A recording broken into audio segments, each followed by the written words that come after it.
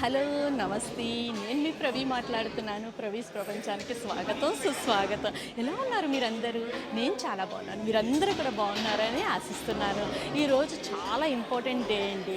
ఎందుకంటే ముందుగా మీ అందరికీ కూడా ఉగాది శుభాకాంక్షలు. అయితే ఈ ఉగాది శుభాకాంక్షలు చెప్పిన తర్వాత నేను ఈ ఉగాది సెలబ్రేషన్కి వచ్చాను. ఇక్కడ ఒక తెలుగు కమ్యూనిటీ ఈ సెలబ్రేషన్ని చేస్తున్నారు. మన తెలుగు వారందరూ కూడా ఇక్కడికి వస్తున్నారు. అయితే మనం ఈ తెలుగు వాళ్ళందరితో కలిసి ఎంజాయ్ చేస్తూ అసలు ఇక్కడ ఈ సెలబ్రేషన్ ఎలా జరుగుతుంది ఏంటి అనేది నేను మీకు చూపించాలనుకుంటున్నాను. అంటే ఇక్కడ కల్చరల్ ప్రోగ్రామ్స్ జరుగుతాయి పెద్దవాళ్ళకి, పిల్లలకి. అయితే ఇదంతా నేను మీకు చూపించాలనుకుంటున్నాను. అంతే కదండి. ఇంకా అసలు ఈ తెలుగు కమ్యూనిటీ పేరు ఏంటి అని మీరు అనుకుంటున్నారా? ఇది డిఐఎఫ్కే. అయితే ఈ డిఐఎఫ్కే అంటే డాయిచే ఇండిషే ఫ్రైస్ అంటే ఏంటి అనుకుంటున్నారా? అది కూడా చెప్తాను. జర్మన్ ఇండియన్ ఫ్రెండ్ సర్కిల్, దాన్ని డిఐఎఫ్కే అంటారు. అయితే ఈ డిఐఎఫ్కే వాళ్ళు ఉగాది సెలబ్రేషన్ని జరుపుతున్నారు. సరే అండి, ఇప్పుడు ఈ ప్రోగ్రాం ఎలా జరుగుతుంది ఏంటి అనేది నేను ఇప్పుడు మీ అందరికీ చూపిస్తాను. సరే, వెళ్దామా? చూద్దామా? వచ్చేసేయండి. అందరూ కలిసి చాలా మంది కలిసి ఆర్గనైజ్ చేశారు. సో మీరు అందరూ ఆ ప్రోగ్రామ్ ఎంజాయ్ చేస్తారని చెప్పి మరొకసారి అందరికీ ఉగాది శుభాకాంక్షలు. సో చాలామంది ఈరోజు ప్రోగ్రామ్స్ మనం రన్ చేసుకోవడానికి చాలామంది సపోర్ట్ చేశారు, చాలామంది ప్రిపేర్ అయ్యారు. ఇది ఒక రోజు, 2 రోజులు, 3 రోజులు కాదు, ఆల్మోస్ట్ నెల ముందు నుంచి అందరూ దగ్గరికి వచ్చి అన్ని టీమ్స్ ఫామ్ అయ్యి సో బాగా ఆర్గనైజ్ చేసుకొని ప్యాషనేట్గా రన్ చేశారు. సో వాళ్ళందరికీ కూడా చాలా థ్యాంక్స్.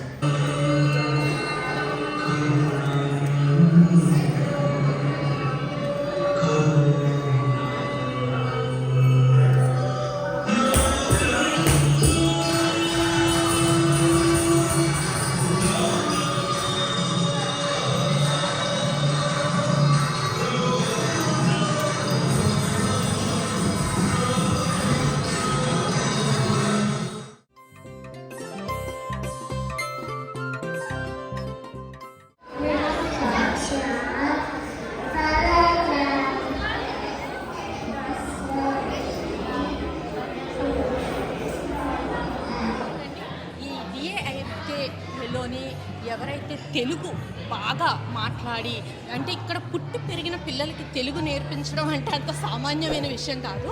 అయితే ఇప్పుడు ఇక్కడ అలా తెలుగు నేర్పించే మన తెలుగు మాస్టర్ని మనం కలుద్దాము. రండి. నమస్తే పవన్ గారు, ఉగాది శుభాకాంక్షలు. ఎలా ఉన్నారు? బాగున్నానమ్మా, చాలా సంతోషం. అదే అండి, ఇక్కడ పుట్టి పెరిగి పిల్లలకి మీరు తెలుగు బాగా నేర్పిస్తున్నారు. తెలుగు మాస్టర్గా మీరు ఈ సంస్థలో ఉండి ఆ పిల్లలకి తెలుగుని ఎంత బాగా వచ్చే విధంగా, అంటే వాళ్ళు తెలుగు మాట్లాడితే మేము సర్ప్రైజ్ అయిపోతున్నాము. అంటే ఇది ఎలా సాధ్యం చెప్తారా? అంటే మేము ఇది మొదలుపెట్టి సుమారుగా 7 సంవత్సరాలు అయింది. ఈ 7 సంవత్సరాల్లో 6 మంది పిల్లల్ని మేము వాళ్ళకి ధ్రువపత్రం ఇచ్చి బయటికి పంపించడం కూడా జరిగింది.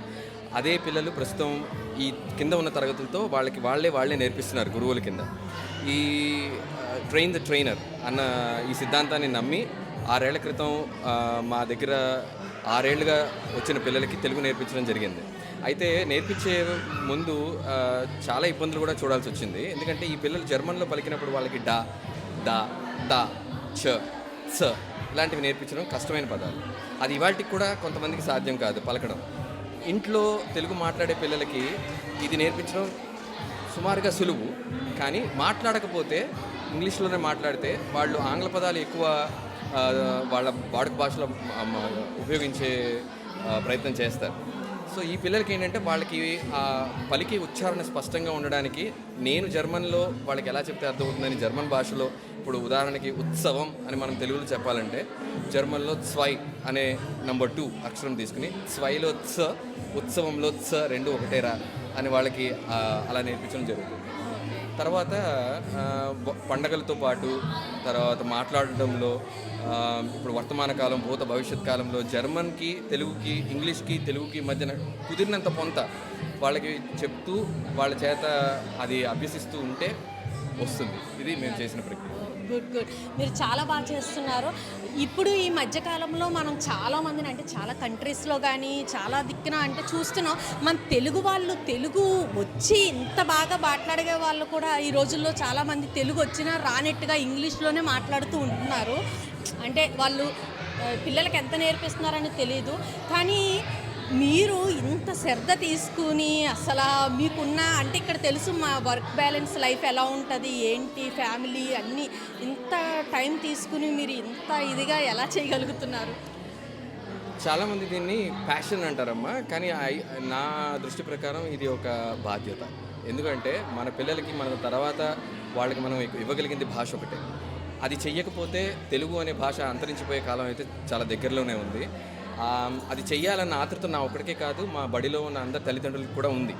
దానివల్ల సాధ్యపడుతుంది. వాళ్ళ ఇంట్లో కష్టపడి వాళ్ళ పిల్లలకి మేము 45 నిమిషాలు వారంలో చెప్పిన దాని కాకుండా వాళ్ళ ఇంట్లో మళ్ళీ పిల్లల చేత కూర్చోపెట్టి మాట్లాడించి వాళ్ళతో పాటు కూర్చుని ఇంట్లో ఇచ్చిన కార్యాలన్నీ చేసి వాళ్ళు ఇక్కడికి పంపిస్తారు. అది ఒకటి. అంటే తల్లిదండ్రులకి ఉన్న బాధ్యత, మాకున్న బాధ్యత పిల్లలకి నేర్పించడం. 2, యూట్యూబ్లో ఉన్న వీడియోల ద్వారా కానీ పాటలు కానీ పద్యాలతో కానీ కొంచెం ఆసక్తి కలిగించేలాగా వాళ్ళకి చెప్పడం. 3వది మా బృందం, నేను ఒక్కడనే కాదు, నాకు 3 ఉపాధ్యాయులు ఉన్నారు. మేమందరం కలిసి కేవలం వాల్డార్ఫ్లో మేము పిల్లలు ఎదుర్కొన్నా చెప్తాము. ఇది కాకుండా ఫ్రాంక్ఫర్ట్లో మాకు 40 పిల్లలు ఉన్నారు, ఆన్లైన్ చెప్తాము వాళ్ళకి.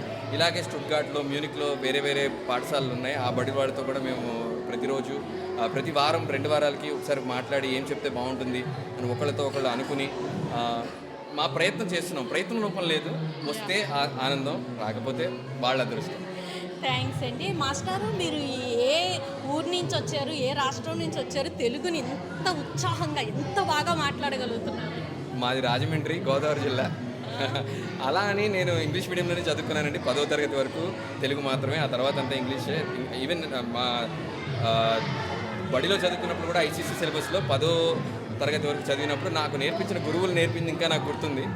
అది నాకు వచ్చినంత వరకు పిల్లలకి నేను నేర్పిస్తున్నాను. నేను నేర్పించేది ఏమీ బయట ప్రపంచం నుంచి వచ్చి చెప్పేది కాదు, మీకు వచ్చిన తెలుగే నేను నేర్పిస్తాను. కానీ ప్రయత్నించేటప్పుడే నేను వాళ్ళకి దాని యొక్క ఫలితం ముందే చెప్పి నేర్పించడానికి ప్రయత్నిస్తాను. అది నేను మా తెలుగులో పాటలు రాస్తాను. నాకు యూట్యూబ్ ఛానల్ ఉంది, మీ వీలాగ్స్ లాగా, పవన్ చెరుకుమిల్లి అని, మీరు చూస్తే అందులో తెలుగు పాటలు ఉంటాయి. తెలుగు అక్షరమాల లేదని ఆ నుంచి బండిరా వరకు ABCDEFG అని ఇంగ్లీష్లో పాటలు ఉన్నాయి తప్ప తెలుగులో అక్షరమాల లేదని చెప్పి నేను అక్షరమాలకు కూడా ఒక పాట రాసి మా పిల్లల చేత కూడా వాళ్ళకి నేర్పించడం జరిగింది. స్ఫూర్తి వాళ్ళ నుంచే వస్తుంది, మనం వాళ్ళకి చెప్పేది. అంతే. చాలా చాలా కృతజ్ఞతలు మాస్టారు. చూడండి, మాస్టారు తెలుగు గురించి ఇంత బాగా ఎక్స్ప్లెయిన్ చేసి ఇంత బాగా చెప్పారు. ఎందుకంటే ఆయన ఎక్కడి నుంచి వచ్చారు, ఏ రాష్ట్రం నుంచి వచ్చారు, ఏ ఊరు నుంచి వచ్చారో కూడా చెప్పారు. మీ అందరికీ తెలుసు, నేను తెలుగింటి అమ్మాయిని. ఎందుకంటే నేను కూడా సేమ్ ప్లేస్ నుంచి వచ్చాను. ఇది ఇప్పుడు నేను మీకు మెన్షన్ చేస్తున్నాను. నేను కూడా ఈస్ట్ గోదావరి నుంచే వచ్చాను. ఈస్ట్ గోదావరి రాజమండ్రి నుంచి వచ్చాను. అయితే ఇప్పుడు మాస్టర్ని కలిసిన తర్వాత నాకు చాలా హ్యాపీ అనిపించింది. ఎందుకంటే ఇక్కడ అక్కడి నుంచి అదే రాష్ట్రం నుంచి వచ్చి ఇక్కడ ఇంత మంచిగా తెలుగుని ఇక్కడ పుట్టి పెరిగిన తెలుగు పిల్లలందరికీ నేర్పిస్తున్నందుకు నేను చాలా గర్వపడుతున్నాను. మరి మనం నెక్స్ట్ ఇంకా ఈ కల్చరల్ ప్రోగ్రామ్స్ అవి ఎలా జరుగుతాయి ఏంటి, ఇంకెవరినైనా కలుస్తామా అనేది చూద్దాం. వచ్చేసేయండి.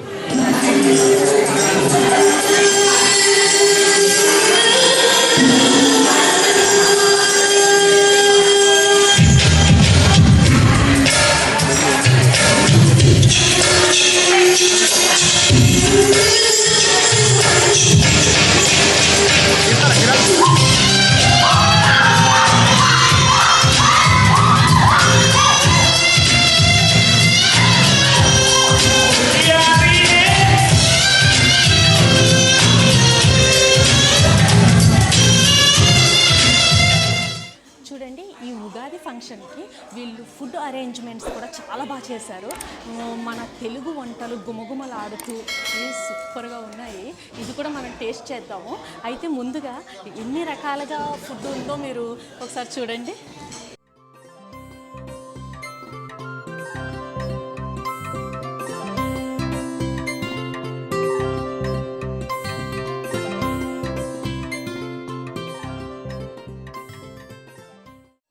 చూడండి ఇప్పుడు నేను ఇక్కడ మంచిగా ఉగాది స్పెషల్ మన తెలుగు ఫుడ్ని ఎంజాయ్ చేస్తున్నాను. ఇప్పుడు నేను తీసుకుంటున్నాను, మీరు కూడా నాతో పాటు చూసి ఎంజాయ్ చేయండి.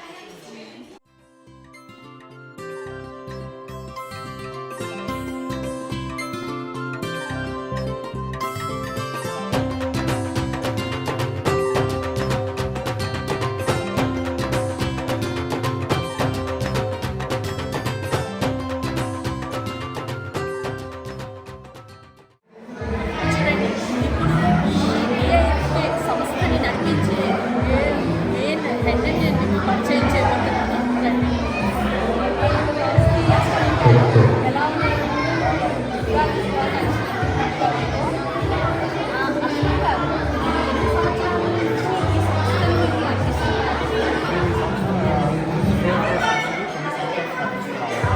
సో విఐపి సంస్థలో చాలా రకాల చాప్టర్స్ ఉన్నాయి.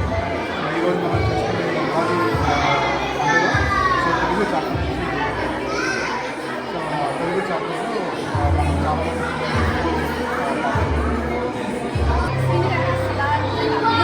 ఎందుకంటే అసలు ఇక్కడ ఎంతమంది తెలుగు వాళ్ళు ఉన్నారా? జర్మనీలో జర్మనీ చాలా పెద్దది, చాలా విభాగాలుగా అంటే ఉన్నది. కానీ అంటే ఊళ్ళో ఇంతమంది తెలుగు ఫ్యామిలీస్, ఇంతమంది తెలుగు వాళ్ళు ఉన్నారా అంటే మీరు ఇంత మంచిగా తెలుగు సంస్థని తెలుగు కమ్యూనిటీని నడిపిస్తున్నారంటే చాలా గ్రేట్ అండి.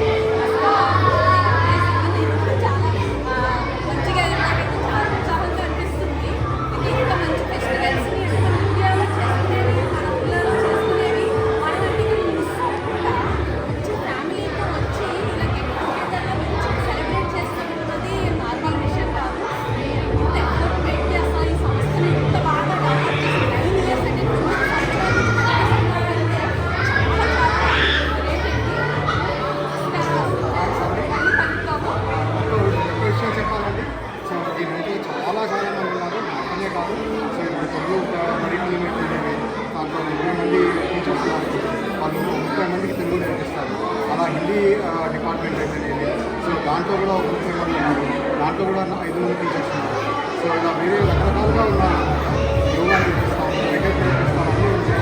సో వీటన్నీ చేతులు వేసి తెలుగు మిత్రులు కూడా అందరూ చేతులు వేసి ఈ సంస్థను ముందుకు తీసుకెళ్తున్నారు. మనకు కావాల్సిన ఒకటి ఏంటంటే మన కమ్యూనిటీ అందరూ స్ట్రాంగ్గా ఉండాలి. సో మన ట్రెడిషన్స్ కానీ కల్చర్స్ కానీ ప్రాక్టీస్ చేసుకోవాలి. మన నెక్స్ట్ జనరేషన్ మన పిల్లలకి మంచిగా చేసుకోవాలి. అది ఉద్దేశం.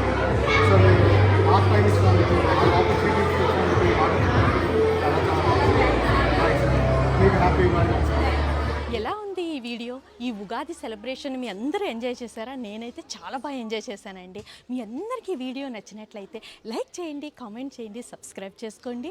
మళ్ళీ ఇంకొక ఇంట్రెస్టింగ్ వీడియోతో మళ్ళీ నేను మీ ముందుకు వస్తాను. అంతవరకు నేను మీ ప్రవి. టాటా, బాయ్ బాయ్, ఆఫ్ విడర్జేన్.